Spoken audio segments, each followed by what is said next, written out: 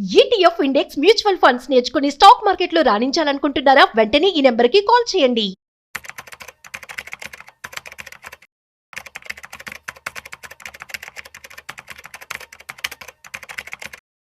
నమస్తే, welcome back to Suman TV. ప్రస్తుతం మనతో పాటు ఉన్నారు స్టాక్ మార్కెట్ అనలిస్ట్ సుందరరామరెడ్డి గారు. నమస్తే సార్. నమస్తే మ్యామ్. సార్, ప్రతి మధ్య తరగతి వాడు ఈ స్టాక్ మార్కెట్ అనేది ఉంది చూసారా, దీంట్లో ఇన్వెస్ట్మెంట్ చేయాలంటే కొంచెం భయపడుతున్నారు. ఎంత క్లాసెస్ ఉన్నా, ఎంత అవగాహన వచ్చినా, మెంటర్స్ ఉన్నా కూడా ఎందుకు భయపడుతున్నారు ఇన్వెస్ట్మెంట్ చేయాలి అంటే? చాలా మందికి స్టాక్ మార్కెట్ అనేది ఒక న్యూ ఎసెట్ క్లాస్ అండి. వాళ్ళకి ఈ ఎసెట్ క్లాస్ ట్రెడిషనల్ గా వచ్చింది కాదు. ఇప్పుడు ల్యాండ్ అనుకోండి, మనం చిన్నప్పటి నుంచి చూస్తున్నాం, ఓల్డ్ ట్రాన్సాక్షన్స్ అవి జరుగుతూ ఉంటాయి కదా. సో వాళ్ళు కొన్నారు, వీళ్ళు అమ్మారు, వాళ్ళు అమ్మారు, వీళ్ళు కొన్నారు, ఇంత కొన్నారు, అలా మనకి ఐడియా జనరేట్ అవుతూ ఉంటుంది బ్యాక్గ్రౌండ్ లో. అలాగే గోల్డ్ అనుకోండి, ప్రతి మ్యారేజెస్ అప్పుడు పల్లెటూళ్ళు వాళ్ళు కొంటా ఉంటారు, ఆ గోల్డ్ గురించి డిస్కస్ చేస్తూ ఉంటారు. మేము కొన్నప్పుడు ఎంత ఉంది, ఇప్పుడు ఎంత ఉందా, ఓ ఇంత పెరిగిందా, అది ఇది అని చెప్పేసి. అట్లా ఈ ట్రెడిషనల్ ఎసెట్ క్లాస్ ఏవైతే ఉన్నాయో, గోల్డ్ అండ్ రియల్ ఎస్టేట్ అంతా కూడా మనకి బై బర్త్ ఒకళ్ళు ఇచ్చే నాలెడ్జ్ కాదు, ఆటోమేటిక్గా అక్వైజేషన్ చేస్తాం మన సొసైటీ దగ్గర నుంచి. తర్వాత ఈ పోస్టల్ డిపాజిట్స్ అవన్నీ కూడా, లేదంటే పోస్ట్ మ్యాన్ ఇంటికి వచ్చినప్పుడు వాళ్ళకి పే చేస్తున్నప్పుడు మనకి ఐడియా జనరేట్ అవుద్ది. ఓకే, పోస్ట్లో మనం సేవ్ చేస్తే మనకి ఎంత అమౌంట్ వచ్చింది అనేది. అలాగే బ్యాంకుల్లో ఎవ్రీడే లైఫ్లో మనం డీల్ చేస్తూ ఉంటాం కాబట్టి బ్యాంక్లో ఎంత వడ్డీ వచ్చిందో కూడా మనకు ఐడియా ఉంటుంది ఎంతకంత. కాబట్టి ఎక్కువ మధ్యతరగతి వాళ్ళకి ఏంటంటే ఈ gold, real estate, bank deposits, పోస్టులు ఇవే పరిచయం ఉంటాయి. ఇది దాటి బయటికి రావాలంటే డిస్కంఫర్ట్గా ఫీల్ అవుతారు బేసికల్గా. రెండోది డిస్కంఫర్ట్ ఫీల్ అయినా సరే, స్టాక్ మార్కెట్ అనగానే ఎక్కువ మంది ఏంటంటే స్పెక్యులేషన్ అనుకుంటారు.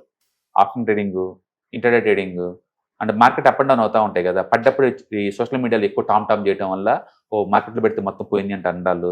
అండ్ సొసైటీలో ఎవరైనా టూ మచ్గా స్పెక్యులేషన్ చేసేసి డబ్బులు లాస్ అయ్యి సూసైడ్ చేసుకున్నారనుకోండి, అంటే స్టాక్ మార్కెట్ జోలిపోతే అప్పులు పాలై ఇలా సూసైడ్ చేసుకుంటారంట. ఇలాంటి ఎఫెక్ట్స్, నెగిటివ్ ఎఫెక్ట్ ఎక్కువ చేస్తాయి అనమాట స్టాక్ మార్కెట్లో. వాళ్ళకి అర్థం కాని ఏంటంటే స్టాక్ మార్కెట్లో అన్నీ ఉన్నాయి, ఇక్కడ గోల్డ్ ఉంది. మీరు బయట పిచ్చిగా గోల్డ్ కొనే బదులు ఇక్కడ గోల్డ్ని ఈటీఎఫ్ లాగా, ఇండెక్స్ ఫండ్ లాగా అండ్ మ్యూచువల్ ఫండ్ లాగా అండ్ మీరు ఈ డిజిటల్ గోల్డ్ ఇలా కొనడం ద్వారా పెరిగినప్పుడు అమ్మచ్చు, పడ్డప్పుడు కొనుక్కోవచ్చు. సింపుల్ కదా అది, యాప్లో చేసుకోవటం. పెరిగింది అమ్మేశారు, తక్కువ వచ్చింది కొన్నాం, చాలా సింపుల్గా. అందుకని బయటతో పోల్చుకుంటే ఇక్కడే ఈజీ మీకు. అండ్ రెండోది రియల్ ఎస్టేట్. బయట నువ్వు ఓన్గా ఒక మీ ఇల్లు కట్టి రెంట్లకు ఇచ్చేసి లేదా కమర్షియల్ రెంట్లు ఇద్దామనుకుంటే అగ్రిమెంట్లని రెంట్లు ముందే వసూలు చేసుకోవడానికి చాలా హెడేక్ ఉంటుంది. స్టాక్ మార్కెట్లో రీట్స్ అని ఉంటాయి, రియల్ ఎస్టేట్ ఇన్వెస్ట్మెంట్ ట్రస్ట్ అనమాట. అది ఎవ్రీ ఇయర్ వచ్చిన కమర్షియల్ రెంటల్ని 90% షేర్ చేసుకుంటారు వాళ్ళే. కాబట్టి ఇది ఈజీ అనమాట. సపోజ్ హైదరాబాద్లో మైండ్ స్పేస్ బిల్డింగ్లు ఎంత బాగుంటాయి, రహీజ్ ఐటీ పార్క్, అది నథింగ్ బట్ రీట్స్ అవి దాంట్లో ఉన్నాయి. దాంట్లో మనం ఇన్వెస్ట్ చేసుకోవచ్చు. మీకు ఇయర్లీ యావరేజ్ మీద 10 to 12% దాకా వస్తాయి అనమాట. అందుకని బయట నువ్వు ఓన్గా రెంట్కి ఇచ్చేసి ఒక 5-6% స్ట్రగుల్ అయ్యే బదులు ఇక్కడ ఆల్రెడీ ఉన్నాయి కదా స్టాక్ మార్కెట్లోనే, ఎప్పుడు కంటే అప్పుడు కొనుక్కోవచ్చు, ఎప్పుడు కంటే అప్పుడు అమ్మొచ్చు అది. And third one, debt funds. బయట బ్యాంకులో పెట్టే బదులు ఇక్కడ డెట్ మ్యూచువల్ ఫండ్స్లో పెడితే నీకు 1 or 2% ఎక్స్ట్రానే వస్తుంది. కాబట్టి ఇక్కడే పెట్టుకోవచ్చు డెట్ పెట్టే బదులు. అట్లా స్టాక్ మార్కెట్లో అన్ని రకాల అసెట్ క్లాసులు ఉన్నాయి ఇక్కడ డిజిటల్గా. అయితే డిజిటల్గా డీల్ చేయటం వాళ్ళకి అంత ఎక్స్పీరియన్స్ లేదు, ఎందుకంటే మొబైల్ హ్యాక్ అవుతానో లేకపోతే మొబైల్ పోతే అన్ని పోతానో ఇలా ఫీల్ అవుతారు. రెండోది ఇంత నాలెడ్జ్ కూడా లేదు అందరికీ, స్టాక్ మార్కెట్ ఒక ప్రొఫెషనల్ లాగా నేర్చుకోవాలని లేదు కదా. అందుకని చాలా మంది వీటికి దూరంగా ఉంటారు. బట్ ఇప్పుడిప్పుడే ట్రెండ్ చేంజ్ అవుతుందండి. అంటే బిఫోర్ కోవిడ్కి ముందు అయితే చాలా తక్కువ ఉండేది అవేర్నెస్. ఇప్పుడు ఆఫ్టర్ కోవిడ్ తర్వాత బాగా అవేర్నెస్ పెరిగింది. ఎంత అంటే ఎవ్రీ మంత్ ఎస్ఐపిల ద్వారా స్టాక్ మార్కెట్లోకి ఇప్పుడు 28,000 కోట్లు వస్తున్నాయి. ఇవి కాకుండా నేషనల్ పెన్షన్ ఫండ్స్ నుంచేసి, రిటైర్మెంట్ ఫండ్స్ నుంచి అండ్ ప్రావిడెంట్ ఫండ్స్ నుంచేసి అండ్ బయట వాళ్ళ దగ్గర నుంచి మొత్తం మీద ఒక మ్యూచువల్ ఫండ్స్కే మంత్లీ వచ్చేకల్లా దగ్గర 50,000 కోట్లు వస్తున్నాయి. మళ్ళీ కాకుండా ఇన్సూరెన్స్ కంపెనీస్ నుంచి వచ్చే అమౌంట్, ఎఫ్ఐఎస్, డిఏఎస్ వస్తూనే ఉంది మనీ అదే పనిగా. అందుకని లాంగ్ టర్మ్ పాయింట్ ఆఫ్ లో అవేర్నెస్ పెరుగుతుంది అండ్ ఎక్కువ మందికి అసెట్స్ ఉంటాయి. అయితే వరల్డ్ వైడ్ గా యావరేజ్ చూస్తే చాలా తక్కువ మంది. బేసికల్ గా ఏషియన్ కంట్రీస్ లోనే ఈ స్టాక్ మార్కెట్ ఇన్వెస్ట్మెంట్ అనేది చాలా తక్కువ అండి. ఎవరైనా మీరు చైనాలో చూసినా అమెరికా అంత అవేర్నెస్ ఉండదు, ఈవెన్ జపాన్ లో చూసినా అమెరికా అంత అవేర్నెస్ ఉండదు. జపాన్ ఎంత అడ్వాన్స్ కంట్రీ, అక్కడ కూడా ట్రేడింగ్ అకౌంట్ చాలా తక్కువ అమెరికాతో పోల్చుకుంటే. అందుకని వెస్ట్రన్ కంట్రీస్కి ఏమో వాళ్ళకి న్యాచురల్ చాయిస్ స్టాక్ మార్కెట్లో ఇన్వెస్ట్మెంట్స్, ట్రేడింగ్ అనేది. అండ్ ఏషియన్ కంట్రీస్ చూస్తే ట్రెడిషనల్గా వీళ్ళకి రియల్ ఎస్టేట్ అండ్ గోల్డ్ అనమాట. వీళ్ళకి బహుశా రీజనల్గా వచ్చిన వాళ్ళకి హ్యాబిట్స్ అయి ఉండొచ్చు. బట్ ఇప్పుడిప్పుడే things are changing a lot. అందుకని ఇండియాలో కూడా ఇప్పుడే అవేర్నెస్ పెరిగింది. అండ్ ప్రతి ఒక్కళ్ళు రిటైర్మెంట్ కోసం ప్లాన్ చేస్తున్నారు అండ్ ప్రతి అకేషన్కి ముందే ప్లాన్ చేసుకుంది, ఎందుకంటే ఇది ఈజీ మేనేజ్ చేసుకోవచ్చు కాబట్టి. అండ్ కరెంట్ జనరేషన్కి ఇది మంచి సెట్, ఎందుకంటే మనం ఎక్కడ సెటిల్ అవుతాం మనకే తెలియదు. జాబ్ కోసం హైదరాబాద్ వచ్చాం, రేపు లైఫ్ కోసం ఇంకో కంట్రీకి పోతుంటారు. ఫిజికల్ అసెట్స్ మీతో పాటు తీసుకెళ్ళలేరు కదా, ఇవైతే ఈజీ కదా. అందుకని సెకండ్ లేయర్ సెక్యూరిటీ కూడా ఉంది వీటిలో. అందుకని ఇంత ముందుతో పోల్చుకుంటే ఇప్పుడు అవేర్నెస్ పెరుగుతుంది, అంటే ముందు ముందు రోజుల్లో పెరిగే ఛాన్స్ ఎక్కువ ఉంది. కాబట్టి మధ్యతరగతి వాళ్ళు ఎలాంటి నాలెడ్జ్ లేకపోయినా సరే మీరు చిన్నగా మ్యూచువల్ ఫండ్స్తో బిగిన్ చేసుకొని నాలెడ్జ్ స్లోగా పెంచుకొని మిగతా మల్టీ అసెట్ అలొకేషన్లో పెట్టుకోవచ్చు. ఎందుకంటే ప్రతి అకేషన్ తగ్గట్టు ఇక్కడ మీరు ప్లాన్ చేసుకోవచ్చు. బయట కష్టం, తక్కువ డబ్బుతో మనం కొనుక్కోవటం అనేది. ఈవెన్ గోల్డ్ కొనాలన్నా 1 గ్రామ్ కొందామన్నా 10,000 కావాలి, అంటే ల్యాండ్ కొనాలంటే ఇక లక్షల్లోనే కావాలి. బట్ ఇక్కడ అలా కాదు, ఈవెన్ 500 రూపాయలతో కూడా మీరు మ్యూచువల్ ఫండ్ స్టార్ట్ చేసుకోవచ్చు కదా. సో దీంట్లో కంఫర్ట్ ఉంది, అంటే కన్వీనియన్స్ ఉంది, అంటే డిజిటల్గా ఉంది, ఎప్పుడు కావాలంటే అప్పుడు చేసుకోవడానికి యాప్స్ ఉన్నాయి. వాళ్ళ రేపట్లో స్మార్ట్ ఫోన్ లేకుండా ఉన్న ఇల్లు ఏముంది చెప్పండి. మీ దగ్గర స్మార్ట్ ఫోన్ ఉందంటే మీరు డిజిటల్ కనెక్ట్ అయినట్లకే. అందులో ఆన్లైన్ కేవీసీ వచ్చింది కదా. సో ఇప్పుడు ఈజీ, ఇంతకుముందు కష్టం. ఇప్పుడు చాలా మంది నేను రైతులతో మాట్లాడు, చాలా మంది రైతులు వాళ్ళు అకౌంట్లు ఓపెన్ చేసి వాళ్ళు తీసుకుంటున్నారు కూడా.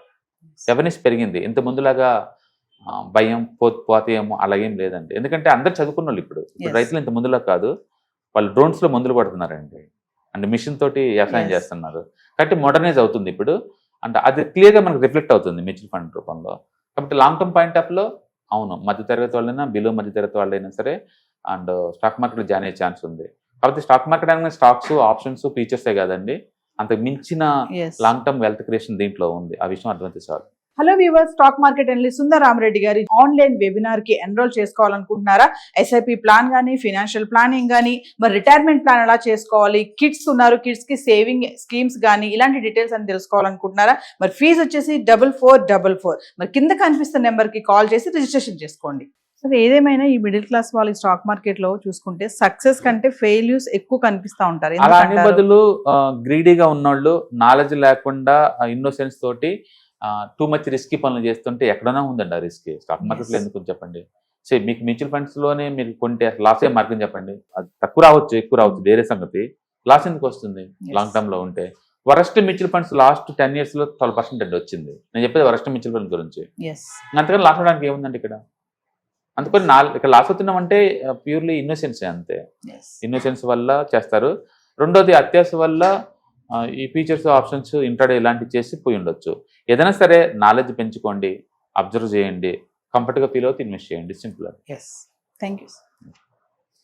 హలో ఫ్రెండ్స్, ఫైనాన్షియల్ ఫ్రీడమ్ మీద వెబినార్ జరగబోతుంది. ఇది డైలీ 3 hours ఉంటుంది, 3 days ప్రోగ్రామ్. దీంట్లో మీకు ఫైనాన్షియల్ ఫ్రీడమ్ ఎలా సాధించవచ్చు via with ETFs, index funds, mutual funds ద్వారా డీటెయిల్ గా ప్రాక్టికల్ వేలో మీకు ఎక్స్ప్లెయిన్ చేయబడుతుంది. అండ్ దీంట్లో ఎనీ డౌట్స్ ఉన్నా సరే ఇమీడియట్ గా వెబినార్ లోనే ఎక్స్ప్లెనేషన్ చెప్తారు. అండ్ అలాగే మ్యూచువల్ ఫండ్స్ ఎగ్జామ్స్ ఎవరైనా రాద్దాం అనుకున్నా సరే, మ్యూచువల్ ఫండ్ డిస్ట్రిబ్యూటర్ గా మీరు సెటిల్ అవ్వాలన్నా సరే ఎలా చేయొచ్చు, వాటికి సంబంధించిన డీటెయిల్ ఎడ్యుకేషనల్ వివరాలు మొత్తం కూడా ఈ ప్రోగ్రామ్ లో డీటెయిల్ గా చెప్పబడుతుంది. కాబట్టి ఎవరైనా సరే ఈ వాలటిలిటీ ఉన్న ఈ స్టాక్ మార్కెట్ లో స్టేబుల్ గా ఉండి అండ్ మంచి returns via with ETFs, index funds, mutual fund ద్వారా ఎలా సంపాదించవచ్చు, ఎందుకు ఇవి ఇంపార్టెంట్, ఫైనాన్స్ ఫ్రీడమ్ కి ఎలా ఉపయోగపడతాయో ఇవన్నీ కూడా డీటెయిల్ గా ఎక్స్ప్లెయిన్ చేయబడుతుంది. కాబట్టి ఎవరైనా ఇంట్రెస్ట్ ఉన్న పార్టిసిపెంట్స్ అందరు కూడా ఈ అవకాశాన్ని వినియోగించవలసిందిగా కోరుతున్నాను. Thank you.